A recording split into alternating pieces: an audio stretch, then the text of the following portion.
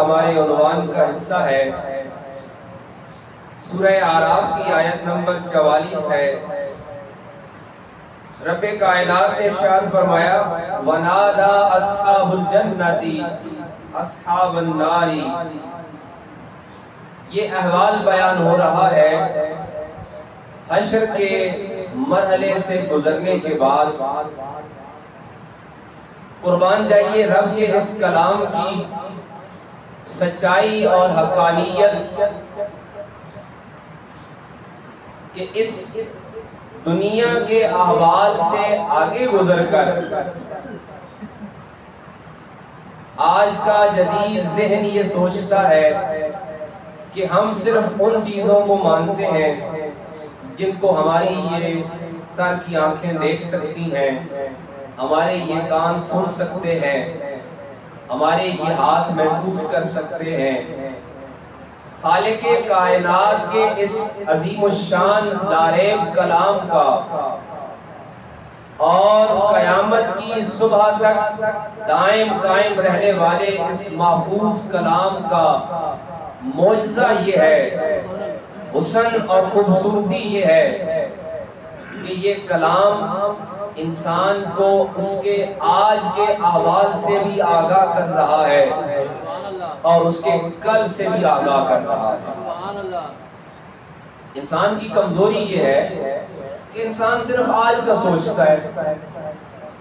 آج میں اچھا پہن لوں، آج میں اچھا کھا لوں، آج مجھے اچھی نعمتیں مل جائیں، اور جدید عقل بھی انسان کو سائنس کی ساری ترقی کے باوجود اسی دائرے کے گرد گھما رہی ہے کہ انسان اپنے آج کو سنوارے۔ خالق کائنات کے اس منفرد کلام کا اسلوب بیان یہ ہے کہ آج تب سنورے گا جب تمہیں کل کے بارے میں پتا ہو، اور وہ کل کیا ہے؟ وہ کل جس کو کہیں یوم الدین کہا، کہیں یوم القیامہ کہا، کہیں حشر کہا، کہیں ساعت کہا، تو وہ جو مرحلہ ہے دشوار مرحلہ ہے جہاں اولین و آخرین میں جمع ہونا ہے، اب اس مرحلے سے بھی آگے کا جو احوال ہے رب کا کلام اس کا بھی گواہ ہے۔ یہ ان کے لیے بھی سبق ہے جو یہ کہتے ہیں کہ خاتم النبیین سید المرسلین صلی اللہ علیہ وآلہ وسلم کو کل کی خبر نہیں، ان کی زبان مقدس سے ادا ہونے والا یہ کلام حق آج اور کل نہیں بلکہ حشر اور حشر کے بعد کے احوال سے ساری کائنات کو آگاہ کر رہا ہے۔ اور کس قدر آگاہ کر رہا ہے دیکھیے، رب کا کلام کہتا ہے وَنَادَى أَصْحَابُ الْجَنَّةِ، آواز دیں گے جنت والے حضرات جو جنت میں پہنچ جائیں گے، وہ آواز دیں گے اصحاب الناری، کس کو؟ جو جہنم میں ہوں گے۔ اب ان دونوں کے درمیان فاصلہ کتنا ہے، دوری کتنی ہے، ان کی آواز کیسے پہنچے گی، یہ میئرمنٹ کرنا کوئی عقل والا کرتا رہے۔ رب کے کلام نے اس کو کھلا چھوڑ دیا۔ وَنَادَى، رب جب پہنچانا چاہتا ہے نا تو ابراہیم کی وہ آواز آج تک پہنچ رہی ہے کہ جب حضرت خلیل کو حکم ہوا تھا کہ اس پہاڑی پہ چڑھ کے اللہ کے مخلوق کو آواز دیجئے، تو جناب خلیل نے دیکھا تھا آس پاس کوئی نہیں ہے جناب اسماعیل کے سوا، تو آج جانے والا ہر کلمہ گو وہاں پہ لبیک اللہم لبیک جو پڑھ رہا ہے نا، یہ اسی ندائے خلیل کا جواب ہے۔ تو جب رب سنانا چاہتا ہے کہتے ہیں کہ یہ کیسے سن لیتے ہیں، کیسے پہنچ جاتی ہے؟ جنت اور دوزخ کے درمیان بہت ساری دوری ہے، بہت سارا فاصلہ ہے۔ رب کا کلام کہہ رہا ہے وَنَادَى أَصْحَابُ الْجَنَّةِ أَصْحَابَ النَّارِ، جنت والے آواز دیں گے جہنم والوں کو۔ ان کو رب سنا دے گا ان کی آواز. ان قد وجدنا ما وعدنا ربنا حقا فهل وجدتم ما وعد ربكم. وہ ان سے پوچھیں گے کہ کیا وہ وعدہ جو تم سے رب نے کیا تھا، ہمارے ساتھ جو رب نے وعدہ کیا، فَهَلْ وَجَدْتُمْ مَا وَعَدَ رَبُّكُمْ، ہم نے اس وعدے کو پورا ہوتے دیکھ لیا ہے. جو یہاں کہہ رہے ہیں نا کہ کل کی کوئی ضرورت نہیں ہے، آج سنوار لو، آج اچھا ہو جانا چاہیے، کل کی کیا ضرورت ہے. اصحاب جنت کہیں گے ہمارا آج سنور گیا ہے. ان قد وجدنا ما وعدنا ربنا، ہم نے پا لیا ہے اپنے پروردگار کے اس وعدے کو. وہ جو وعدہ ہم نے رب نے ہمارے سے کیا تھا، فَهَلْ وَجَدْتُمْ مَا وَعَدَ رَبُّكُمْ، تم بتاؤ کہ تم نے بھی وہ رب کا وعدہ پا لیا ہے. قَالُوا نَعَمْ، وہاں پہ اگر مگر کی گنجائش نہیں ہوگی، اور وہاں وہ بھی کہیں گے ہاں ہم نے بھی وہ پا لیا ہے، ہاں ہم نے بھی وہ وعدہ دیکھ لیا ہے جو ہمیں دنیا میں بتایا گیا تھا، وہ ہم نے بھی سچ ہوتا دیکھ لیا ہے. فَأَذَّنَا مُؤَذِّنٌ، اتنے میں ایک آذان دینے والا پکارے گا. یہ بڑی سعادت ہے آذان بھی. رب فرماتا ہے فَأَذَّنَا مُؤَذِّنٌ بَيْنَهُمْ، پھر ان دونوں کے درمیان ایک آذان دینے والا پکارے گا. اللعنۃ اللہ علی الظالمین، ظالموں پر اللہ کی لعنت ہو. وہاں پہ پکار کیا ہوگی؟ اللعنۃ اللہ علی الظالمین، ظالموں پر اللہ کی لعنت ہو. الذین، یہ وہ لوگ ہیں، یصدون عن سبیل اللہ، جنہوں نے اللہ کے راستے کو چھوڑ دیا. وَيَبْغُونَهَا عِوَجًا، اور اس میں سے کوئی ٹیڑھا میڑھا راستہ نکال لیا. وَهُمْ بِالْآخِرَةِ كَافِرُونَ، اور یہی آخرت ہے انکار کرنے والوں کی. آدین مکرم، رب کے کلام کا اسلوب بیان دیکھیے، اور قیامت کی صبح تک قائم رہنے والے رب کے اس منفرد محفوظ کلام کا حسن بیان دیکھیے کہ اس زندگی سے ہی نہیں بلکہ حشر اور حشر سے بھی آگے کے احوال کو ہماری آنکھوں کے سامنے لا رہا ہے. ایسے لگ رہا ہے کہ جیسے وہ منظر رب کا کلام ہماری آنکھوں کے سامنے پیش کر رہا ہے کہ جنتی جنت میں پہنچ جائیں گے اور پھر پوچھیں گے. اب مفسرین کرام فرماتے ہیں کہ جب سرکار دو عالم نور مجسم صلی اللہ علیہ وآلہ وسلم سے صحابہ کرام نے پوچھا کہ یہ سوال کرنے کا مقصد کیا ہے. حضرت عبداللہ ابن عباس صحابہ کرام میں جو سب سے بڑے مفسر مانے جاتے ہیں، آپ فرماتے ہیں کہ آقا کریم علیہ السلام نے فرمایا ایک ہے سزا کہ انہیں سزا مل رہی ہے، اور ایک ہے کہ اس سزا کو باور کرانا، انہیں اس کی کیفیت کا ادراک کرانا کہ واقعی بھی تمہیں سزا ہو رہی ہے. اب جب سارے ایک جیسے ملے ہوئے ہو نا تو انہیں کوئی نہیں احساس ہوتا کہ ساروں کو سزا ملی ہوئی ہے. اور جب ان جیسا ہی کوئی دوسرا انہیں بتائے کہ دیکھو بھائی ہم تو انعام پا چکے ہیں، ہمیں تو نعمتیں مل رہی ہیں، ہمیں تو انعام مل رہے ہیں، ہمیں تو رب کی طرف سے اعزاز مل رہا ہے، پھر ان کے اس عذاب کی جو شدت ہے، جو کیفیت ہے، جو احساس ہے، وہ کئی گنا بڑھ جائے. اور انہیں وہ احساس دلانے کے لیے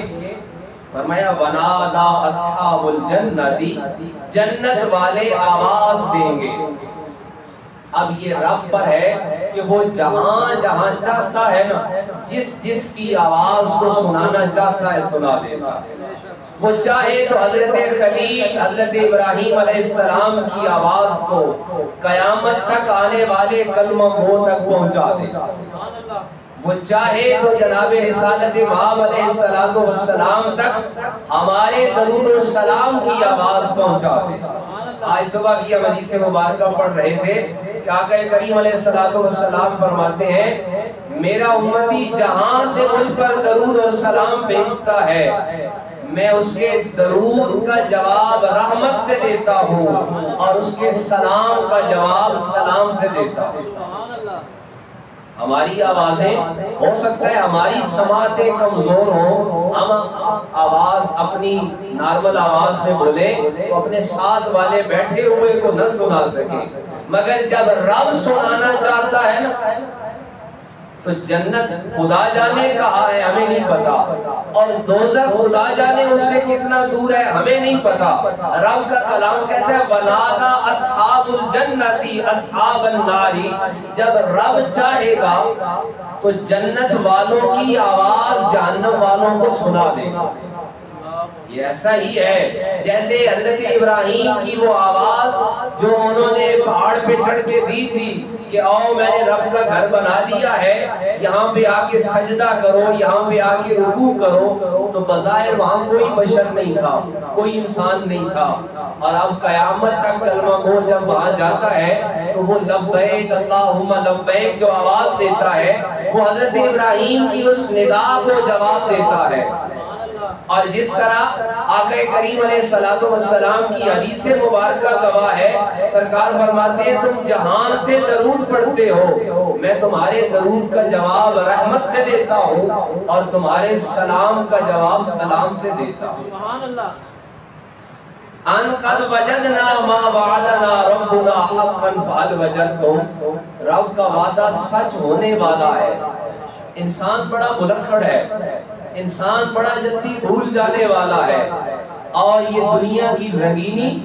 جس کو رب کا کلام کہتا ہے قل متاع الدنیا قلیل، یہ سارا دنیا کا مال و متاع جمع کر کے بھی نا رب کی بارگاہ سے اسے قلیل قرار دیا گیا، رب کی بارگاہ سے اس کو قلیل قرار دیا گیا ہے۔ انسان جب اس کی رنگینی کو دیکھتا ہے تو بھول جاتا ہے، وہ کہتے ہیں پتہ نہیں وہ جو قرآن میں بتایا گیا پتہ نہیں وہ کب ملے گا، تو لہٰذا یہ جو یہاں ہے یہ اکٹھا کر لیا جائے۔ رب فرماتے ہیں جنتی اس دن آواز کیا دیں گے کہ وہ جو نبیوں نے اور رب کے کلام نے تمہیں بتایا تھا کہ رب کا وعدہ ہے اور تم نے اسے بھلا دیا، پتہ نہیں وہ وعدہ کب پورا ہوگا، کہاں ملے گا، تو اس وقت وہ آواز دیں گے ان قد وجدنا ما وعدنا ربنا، ہم نے وہ وعدہ سچ ہوتا دیکھ لیا ہے۔ اب ساتھ ہی وہ ان سے پوچھیں گے فہل وجدتم ما وعد ربکم، کیا تم نے بھی وہ وعدہ دیکھ لیا جو تمہارے لیے بتایا گیا تھا، جو بتایا گیا تھا کہ انکار کی صورت میں یہ وعدہ ہے، تو وہ وعدہ بھی دیکھ لیا ہے؟ قالوا نعم، پھر وہ جہنم والے آواز دیں گے ہاں جی بے شک یہی ہوا ہے۔ فَأَذَّنَ مُؤَذِّنٌ بَيْنَهُمْ، پھر وہاں رب کی طرف سے آواز دینے والا آواز دے گا اللعنۃ اللہ علی الظالمین، ظالموں پر اللہ کی لعنت ہے۔ مفسرین کرام فرماتے ہیں لعنت کا جو آسان ترین معنی ہماری سمجھ میں آتا ہے نا وہ ہے دوری، کیونکہ لعنت کا جو متضاد ہے نا وہ ہے رحمت، اور رحمت ہے قریب لانے کے لیے۔ اب یہاں جنت والوں کا تذکرہ نہیں ہوا کہ ان کے لیے کیا ہے، کیونکہ وہ مہربانی میں ہے، وہ قرب میں ہے، وہ نعمت پا رہے ہیں، وہ انعام حاصل کر چکے ہیں۔ اب آواز کن کے لیے ہے؟ جو سزا سے دوچار ہو چکے ہیں، جو سزا پا چکے ہیں، ان کے لیے آواز کیا ہے کہ ظالموں کے لیے مزید سزا یہ ہے کہ اللعنۃ اللہ، کہ ان کے لیے اللہ کی ذات سے مزید دوری کر دی گئی۔ اور یا اللہ فرماتے ہیں کہ رب کی جنت کا دنیا میں اگر ہم ادراک نہیں کر سکتے، ہمارے عقل میں نہیں آ سکتی وہ ساری نعمتیں، آسان معنی یہ ہے کہ وہ پروردگار کی قربت کا نام ہے، پروردگار کے قریب ہونے کا نام ہے، اور اس کی خاص معیت کا نام ہے۔ اور دوسری سائیڈ کیا ہے، جہنم کیا ہے، وہ پروردگار سے دوری کا نام ہے۔ جس طرح یہاں انسان نے مسجد کو بلائے رکھا، نماز کو بلائے رکھا، آذان کو بلائے رکھا، تلاوت کو بلائے رکھا، تسبیح کو بلائے رکھا، اللعنۃ اللہ، مفسرین کرام فرماتے ہیں اس کا آسان ترین معنی یہ ہے کہ اب ظالموں کو رب نے بلا دیا ہے، اب رب نے دور کر دیا ہے، الذین، اور ساتھ ہی اب اس کی تشریح بھی کہ یہ وہ لوگ ہیں، ظالم کون سے لوگ ہیں؟ الذین یصدون عن سبیل اللہ، جنہوں نے اللہ کے راستے کے سوا کوئی راستہ بنایا، وَيَبْغُونَهَا عِوَجًا، اور اگر اللہ کے راستے کو پکڑا بھی تو اس میں سے کوئی ٹیڑھا میڑھا راستہ نکال لیا، عِوَجًا کہتے ہیں اس میں سے کوئی کجی نکال لی، کوئی چھوٹا راستہ نکال لیا، کوئی اور الگ راہ اپنا لی۔ حضرت صاحب تفسیر کبیر امام فخر الدین رازی فرماتے ہیں کہ یہ جو سبیل اللہ قرآن نے بار بار کہا نا، اس کا ایک آسان مفہوم کیا ہے؟ وہ جناب رسالت امام حضور ختمی مرتبت آقا کریم علیہ السلام کی ذات مقدس ہے، اس لیے کہ یہ قرآن جن کا پہلا مخاطب ہے نا، رب کعبہ کو وہ بھی مانتے تھے، قیامت کو وہ بھی مانتے تھے، اور رب کے عذاب کو وہ بھی مانتے تھے، اب درمیان میں سے سبق رہ کون سا گیا تھا کہ وہ خاتم النبیین امام الانبیاء جناب محمد مصطفیٰ صلی اللہ علیہ وآلہ وسلم کی رسالت کے قائل نہیں تھے۔ حضرت صاحب تفسیر کبیر امام فخر الدین رازی اپنی تفسیر میں لکھتے ہیں الذین یصدون عن سبیل اللہ، یہ اللہ کے راستے سے مراد کیا ہے؟ آپ فرماتے ہیں یہ سبیل اللہ، اللہ کا راستہ جناب ختمی مرتبت کی ذات مقدس ہے، یعنی سجدہ وہ قبول ہے جو آقا کریم نے بتایا، نماز وہ قبول ہے جو جناب خاتم النبیین نے بتائی، رکوع وہ قابل قبول ہے جو امام الانبیاء نے بتایا، حج وہ قبول ہے جو جناب محمد مصطفیٰ صلی اللہ علیہ وآلہ وسلم کے طریقے کے مطابق ہے، وَيَبْغُونَهَا عِوَجًا، جو آج بھی یہ کہے نا میں نے قرآن پڑھ لیا کافی ہے، میں نے روزہ رکھ لیا، تسبیح پڑھ لی، نماز پڑھ لی، یہ کافی ہے اور مجھے ان سے کوئی لینا دینا نہیں، قرآن کہتے ہیں وَيَبْغُونَهَا عِوَجًا، یہ وہ ہے جس نے صحیح راستے میں سے کوئی ٹیڑھا راستہ نکال لیا، اور اس کے لیے اوپر پیغام بتایا جا چکا ہے کہ یہ اسی طرح دور ہو گئے ہیں، اور رب ان کے لیے اس نے وہی فیصلہ فرمائے گا کہ اللعنۃ اللہ علی الظالمین۔ حاضرین مکرم، یہ سورہ اعراف کی آیت نمبر 44 اور 45 ہمیں یہ بتا رہی ہے کہ بچنے کا راستہ ایک ہی ہے، اس راستے کو سبیل اللہ جو قرآن نے کہا نا، کہیں اس کو حبل اللہ کہا، اللہ کی رسی کہا، کہ اگر تم بچنا چاہتے ہو تو اللہ کی رسی کو تھام لو، کہیں اس کو سبیل اللہ کہا، کہیں اس کو وما ارسلناک الا رحمۃ للعالمین کہا، کہیں اس کو مبشرا نذیرا کہا، کہیں اس کو سراجا منیرا کہا۔ یہ ایک ہی محور ہے، ایک ہی مرکز ہے، اور وہ مرکز و محور ذات محمد کریم صلی اللہ علیہ وآلہ وسلم ہے، جہاں سے رحمت بھی ملنے والی ہے، عنایت بھی ہونے والی ہے، فضل بھی ہونے والا ہے، احسان بھی ہونے والا ہے، اور اعمال کی قبولیت بھی ہونے والی ہے، دنیا و آخرت بھی سنورنے والی ہے۔ تو حاضرین مکرم، دنیا سنوارنے کے لیے اور آخرت کی منزل کو بہتر بنانے کے لیے ایک ہی راستہ ہے، فی سبیل اللہ ایک ہی ہے، اور وہ جناب رسالت باب حضور ختمی مرتبت صلی اللہ علیہ وآلہ وسلم کا در دولت ہے کہ جو جہاں وہاں جھک گیا، وہ جس کے لیے اعلیٰ حضرت نے کہا نا کہ ایک نہیں ہے جو یہاں نہیں ہے، کہ ایک لفظ نہیں ہے نا پوری کائنات میں، باقی وہاں کائنات کی ہر شے مل رہی ہے، اور یہ فی سبیل اللہ یہی ہے۔ اگر اس سے ہٹ کر، اس دروازے سے ہٹ کر کوئی چاہتا ہے کہ وہ اللہ تک پہنچ جائے گا، تو قرآن کہتا ہے وَيَبْغُونَهَا عِوَجًا، اس نے کوئی ٹیڑھا راستہ بنا لیا ہے، کوئی کجی اختیار کر لی ہے، کوئی غلط راستہ اپنا لیا ہے، لہٰذا اس کو اپنا راہ درست کرنا ہے۔ تلاوت قرآن، تسبیح، ذکر، نماز، سجدہ، رکوع، حقوق اللہ، حقوق العباد، سارے اعمال کی قبولیت کا محور و مرکز، دار و مدار وہ جناب رسالت مآب حضور ختمی مرتبہ صلی اللہ علیہ وآلہ وسلم سے وابستہ ہے۔ الہ